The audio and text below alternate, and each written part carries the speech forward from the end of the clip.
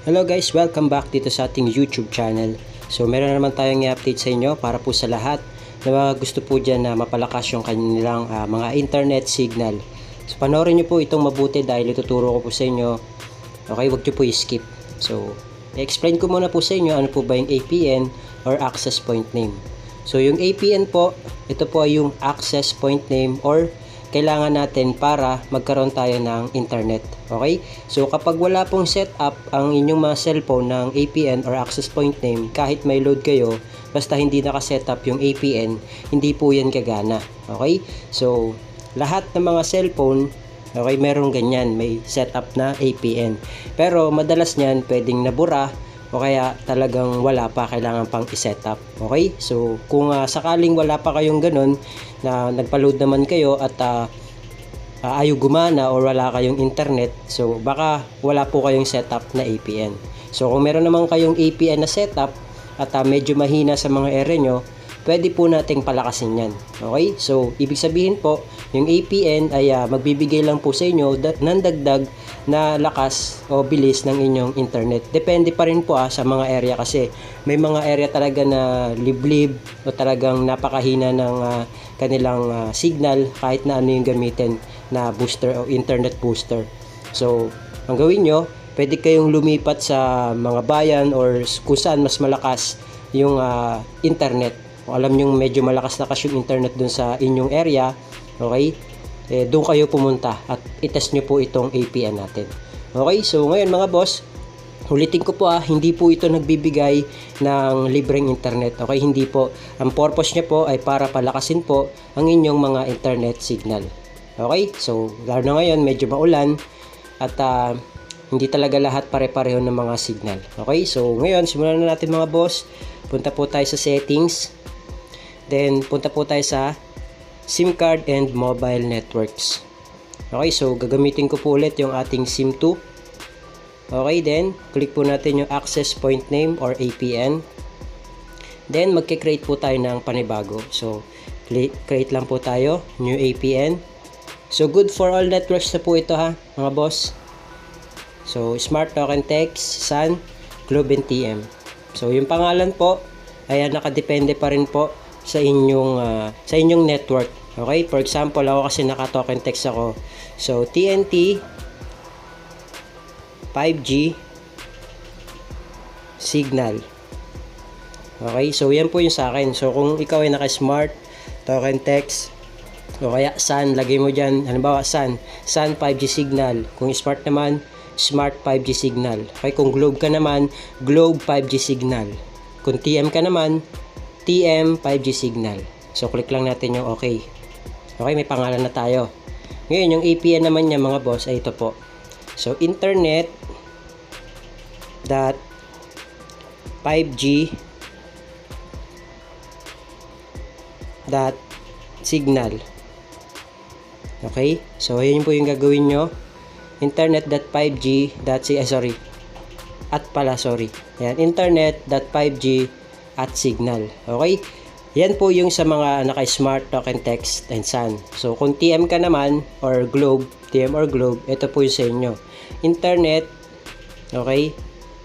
Internet.5G. Okay? So internet.5g.net. Yan, ito yung sa mga naka-TM or Globe. Try nyo po ito. Okay? So click natin yung okay.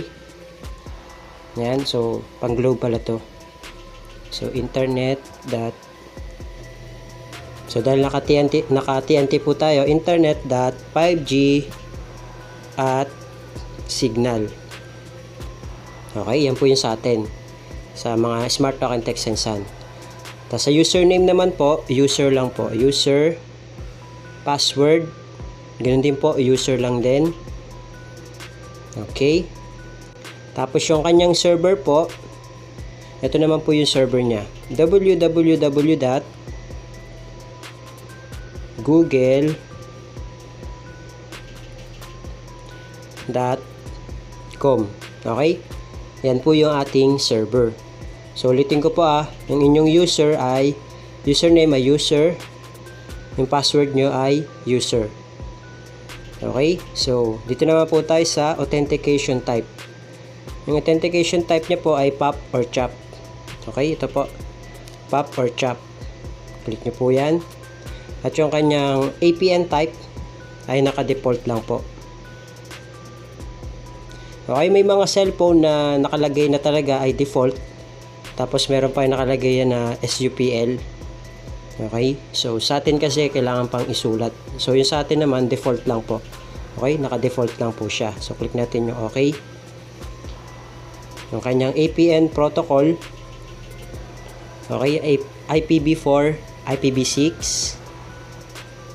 Yung kanyang APN roaming protocol ay IPv4, IPv6. So parehas lang din po. Okay, so yung bearer naman po, dito tayo nagkakatalo kasi may mga SIM card na LTE na, o madalas talaga LTE.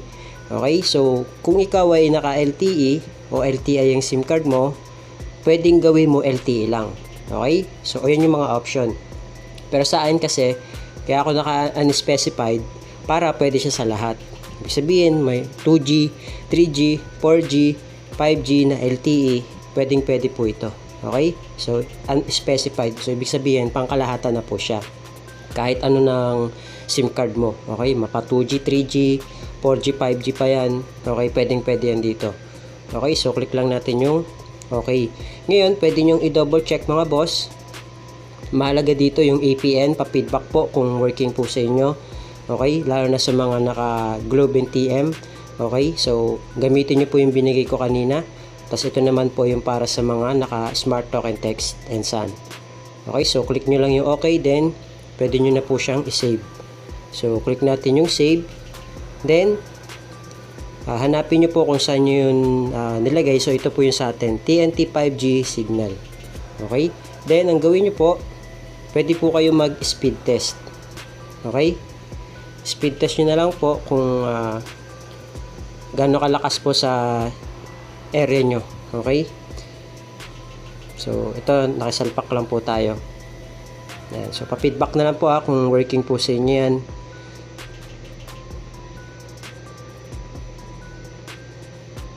Yan. So nandito kasi ako guys sa work.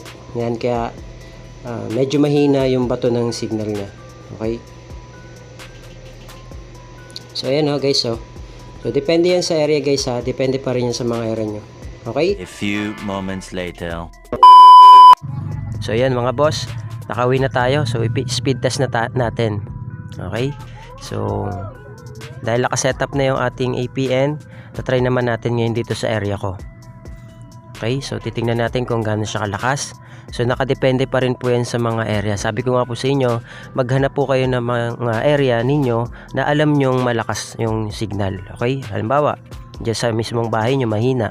Pwede kayong pumunta sa bayan, sa palengke, or kung saan man malakas yung internet signal. Okay? Yung makakasagap ng malakas na internet signal at para matry nyo po itong ating APN setup. Okay? So, katulad nito, yung download nya ay 45 at yung upload nya is 31.7. Okay, so try natin kagad sa YouTube. Syempre, habang tinetest natin to sa YouTube, maghanap tayo ng mga mahabang video.